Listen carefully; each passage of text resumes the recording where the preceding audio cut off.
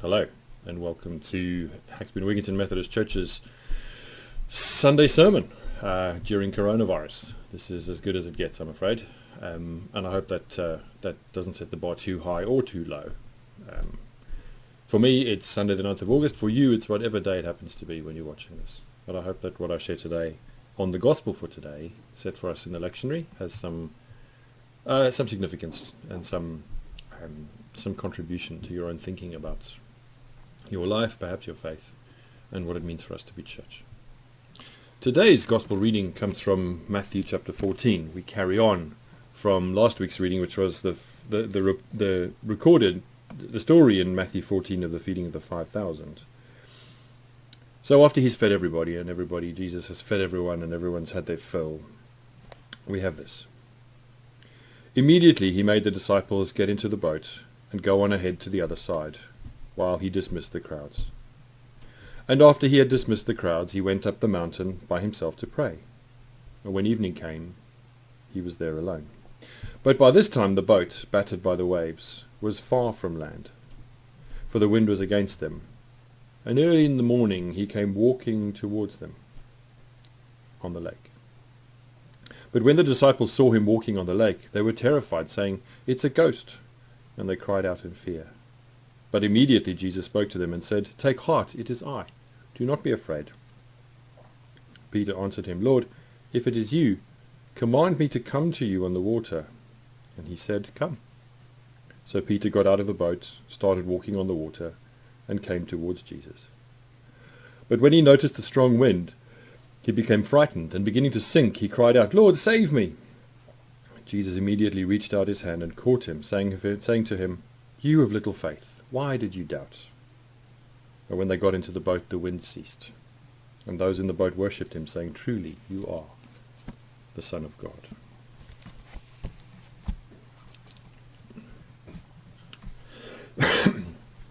When I was 11 or 12 years old, one of my friends at school, John Crampton Hayward, had a small sailing dinghy. It's called a Dabchick. It was really a one-person boat, but you could sail it as a crew of two. And his dad and him took me out a couple of times for me to crew for him. So I operated the jib and he the mainsail. And we sailed in a few regattas, and it was quite exciting. And we sailed in the provincial sort of junior championships in our age group, and we came second, I think, if I remember correctly. And I loved it. It was great fun. When I was in my mid-20s, I had the opportunity, living in South Africa where I was, to do a bit of sailing again. There was a dam not too far from where I lived, and a nature reserve alongside the dam, and the opportunity to buy a Dolphin class dinghy. Now a Dolphin class dinghy it's a South African class of dinghy. It's a bit like a laser, if you know anything about dinghies, but quite a lot bigger for crew of two, and with oversized sails, because the conditions up where I lived in South Africa, the conditions were fairly light. So it was a kind of light wind, quite simple to sail, quite fun to sail boat. And I used to go out by myself quite often because I could manage that, but also I used to occasionally take young people or others in the church who wanted to have a pastoral conversation out sailing instead of sitting in my study. Safeguarding wasn't really on the map then, and I think back and wonder whether now you could do, well, I'm quite sure you couldn't do anything like that, sort of, take a vulnerable teenager out sailing on a lake all by yourself on a Wednesday afternoon when the clubhouse was deserted, and the only thing you had for company on one side of the lake were some rhinos having a drink. But it was an amazing tool and an amazing thing to introduce people to. And I took a friend of mine, Louis, out once. We arrived at the club just at the start of a massive hailstorm, lashing storm with really strong winds, and of course we couldn't go out while that was on. But as the storm abated, Louis said, "Come on, let's go." He was really up for the rush of it, and so we hoisted the sails and off we went, probably sailing in the strongest winds I've ever sailed in, which the boat could manage, and we had a lot of fun. We had a lot of fun that day. I don't know if you've ever been in a storm on a boat, but here we have a story about the disciples of Jesus in a storm on a boat. And there are some expected things to say about it. I mean, some unsurprising things.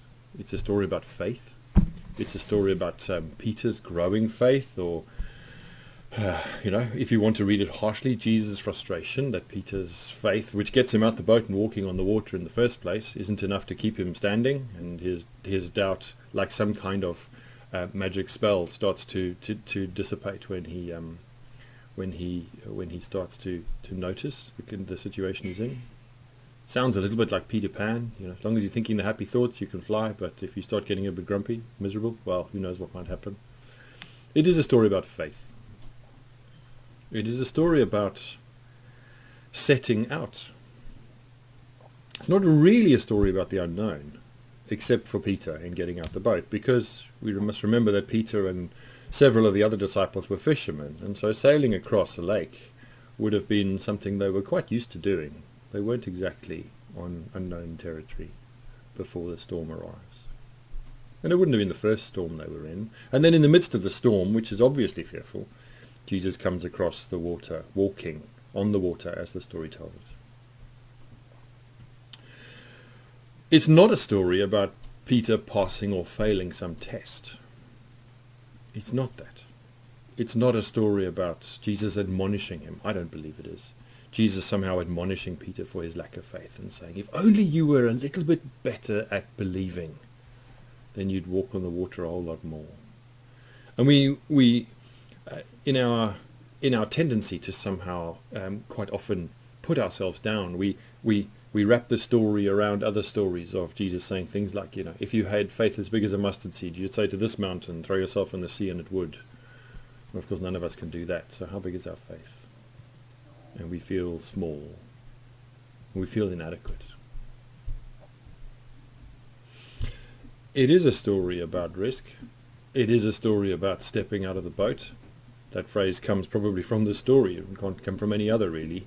That part of what's asked of us any number of times in our lives, in all kinds of parts of our lives, is that we step out of the boat, out of what we know, out of what is familiar, out of where our skills lie, out of where our interests lie, perhaps, and we set off in a new direction. And many preachers will have, over time, and many writers of commentaries and Bible studies and so on, will have made much of the fact that that Peter says to Jesus, "If it's you, then command me to come and walk on the water towards you." If it's you. And of course that is an important thing to notice in the story. And it is an important part of reflecting on faith. That faith is not a certainty. Faith is not about having complete certainty. Faith is about a lot of ifs. Faith in other people involves ifs all the time, even people we've known our whole lives. When we choose to entrust them with new information about ourselves, with our story, with our vulnerability, if our relationships are growing, there will always be edges and boundaries where we are engaging with the ifs that are about us and about somebody else. The story is about all of those things, and I don't know that I need to unpack them in any great detail this morning, because they are fairly self-evident in what they mean and what their implications are for us. But I do want to talk about the boat. I do want to talk about the boat a little bit. Not because I used to sail, but just because I think the boat might represent something for us in this coronavirus time that we should perhaps spend some time with. That it might be wise to spend some time with the container that holds our hopes, our fears, our passage across these waters. It seems to me, as I listen to people talk about the church in all its forms, that we're mostly sure, we're almost entirely sure that the container we find ourselves in, the boat we're sitting in, is of God's design and of God's intent, and that the church as it exists in Haxby and Wigginton or anywhere around the world is the appropriate container for God's kingdom and God's hope in the world. It might need a bit of tweaking here, it might have a few leaks here and there, it might need the sails to be stitched a few times after we've been through some storms. We might have to change the crew occasionally, not because we want to and kick people out, but because that's the life of a church. People come, people go, people die, people are born. The boat, though, is the boat. And I wonder whether part of the great challenge of this coronavirus time is not God so much saying to us, get out of the boat, but to question whether we're in the right boat, even on the right lake. Now, I don't want to seem critical and judgmental, because I'm not. My encounter with the Christian church through all of my life and then all of my ministry has been of an overwhelmingly positive experience of good people with the best intentions. It's 5 months now since we gathered in church, since we sang a hymn, since we had a cup of tea and a biscuit together. It's 5 months since we did that in many directions with all kinds of people that we love. But for those for whom church is part of their identity, part of their life, perhaps too much of their life, to be honest, where all your friends and all your activity and all your giving and all your engaging in the community happens in and through this one place. There's a particular kind of grief that I know many people are feeling right now and have for some time, and that might only grow as we continue to travel very slowly towards being back in our churches in any kind of meaningful way to gather together. But underneath all of that, there are some layers of assumption which I think are being stripped away during this time. And those layers of assumption are caught up in the priorities of our life, where it does seem as though in most places singing 4 or 5 hymns, 6 or 7 songs, however we want to frame that, for about an hour and a half with some good prayers, a little bit of interaction, a proper sermon, communion, Holy Communion on a regular basis, that the form, the structure, the pattern of what we call worship is the keel, the strongest bit of the ship that around which everything is built, and everything else that's built is important, but that's the center of who we are. And I'm not sure about that. And for those of you who know me, this won't be new that you hear me saying this, but it's a funny thing that in the Gospels, whenever it seems that people want to elevate Jesus above his kind of station as a wandering rabbi, when they want to worship him, when they want to sort of deify him, when he performs a miracle and says to the disciples, don't tell anyone, it's almost as though the last thing God wants in the form of Jesus on earth as God is to be worshipped in that way, to be somehow brought into a ritual, or to be elevated above anyone else in that community who together hold the kingdom of God in their hands.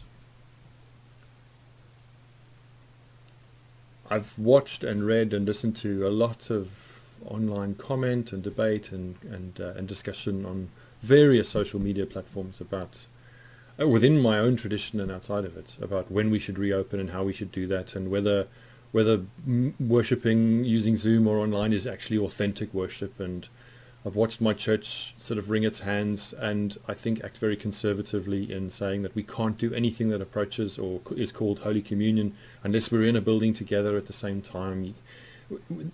We can't call what we're doing anything perhaps even approaching equivalent to what we've done on a Sunday for centuries and centuries. And I just wonder, and perhaps you want to wonder with me, whether part of what God is asking us to think about right now is whether we've been in the wrong boat, or we've built our boat around the wrong things. Not that they're bad things, but that they are not God's priorities. See, part of the story is about the disciples doing something they already know how to do. It's a bit scary because they're in a storm, but they've been in storms before. They're fishermen. They have to know how to deal with that. The thing that really scares them is Jesus walking on the water. And we find that in them, I think part of what I see and read and hear and even feel the impulse in myself to do, and that is, after Jesus has died and been resurrected, in John's Gospel, certainly before some of the disciples see him again, Peter says, "I'm going fishing. I'm getting back in the boat." Why? Well, because it's what I know. Because it's what I can do. Because it's where my confidence is. Because it's where I feel like I'm making a contribution. Because it produces results. But I mean, all the reasons we can think of as to why Peter might say, "I'm going back to what I know. I'm going back to what I can do with my eyes shut. I'm going back to everything that was my life before this great disruption that came in the person of Jesus and changed everything." Maybe, just maybe, I want to say quite definitely, in ways that I would name in a different kind of conversation, and I've done a little bit of that here, we have been in the wrong boat. Or, as I said before, not so much the wrong boat, but we have constructed the boat around the wrong central elements. And we remember that as each of the Gospels begins, the beginning of Luke's Gospel has Jesus, after his birth and his temptation, has him returning to Galilee and coming to Nazareth and going into the synagogue on the Sabbath and standing up to read and being given the scroll of the prophet Isaiah. And he unrolls the scroll and finds these words: "The Spirit of the Lord is upon me, because he has anointed me to bring good news to the poor. He has sent me to proclaim release to the captives and recovery of sight to the blind, to let the oppressed go free, to proclaim the year of the Lord's favour." Radical words. The year of the Lord's favour isn't just this is God's non-grumpy year, or this is the season in which God will look upon you kindly. Those words are very specific. They're about Jubilee. They're about a radical reversing of debt. They're about a returning of land. They are about the great equalizing of society across the Jewish nation. Something that is part of their Old Testament teaching, but something that many scholars say they never actually did properly. A radical rethink of their social, political, financial relationships and equality. I'm not sure the church has much future beyond coronavirus if we just think that returning primarily to what to gathering on Sunday, that is most important, or that is what God wants most from us. I'm not sure about that at all. Or I am sure about that. I'm sure that is not in God's heart. Now, I know I'm sounding a bit like a stuck record because I've said these things any number of times in different variations of this talk and on a Sunday and other moments. But I am growing in my conviction that the church as it was is in the past. That the boat is something we need to climb out of. And that Peter's act of faith in looking out upon the waters and saying, "Is God over there? If you are over there, tell me to come over there." And then he does. And it's terrifying. And he sinks and he's held. Of course, in the story they get back in the boat, but we'll just ignore that bit for the purpose of today's thoughts. It's said by behavioral psychologists, by life coaches, by all kinds of people who are in the business of helping people make positive change in their lives, that if you do something for 30 consecutive days, it forms a habit. It becomes part of the way your brain is wired, whether that be exercise, whether that be stillness and meditation, whether that be some kind of healthy eating regime, whatever it is. 30 days, a chunk of time of consistently not having something, changes the way that you expect it to take its place in the future of your life. And I just wonder as I finish, what 5 months of not being in the building together in our church's life has left you feeling like you still want or need, or whether we've had the gift in some way of shaking off a culture and a habit with the best intentions and with the best of motivations and with lots of selfless love and giving, absolutely, but whether we have perhaps put some things down that we don't want to pick up again. Now, I'm not saying for a moment that Hawksby and Wigginton Methodist Church will stop gathering on a Sunday. I'm not saying that at all. I just ask whether our priorities have been what they might have been again, and ask you, whoever you are, wherever you are in the world, whatever church congregation you're part of or not, to consider the question that's asked by the assumption that we're more or less in the right boat, aren't we? Just needs a bit of tweaking and fixing, and maybe still just steering slightly in a new direction rather than dismantling and rebuilding and reimagining and perhaps building around some other things. So happy sailing, happy getting out the boat, happy walking on water, happy being afraid. May God bless you and I as we continue to wonder where on earth these times are taking us, as we ask where God's priorities might be in the midst of it all. So God bless us as we read this story. Bless us as we perhaps do our best to resist the temptation to feel judged by it, as though our faith is too small. We're not like Peter and we know it. Bless us as we ask what it might mean for us to get out the boat. And bless us as we ask what it might mean to take this boat to bits when we get to the other side, and to perhaps rebuild it in some new and exciting and inviting and more spacious and more robust, and certainly more centered around the priorities that you offer us in Luke's Gospel, and that we are so quick to put aside because they're difficult, in favor of a good sing, warmth and friendliness, a hot cup of tea, and the desire to feel good about ourselves. Amen.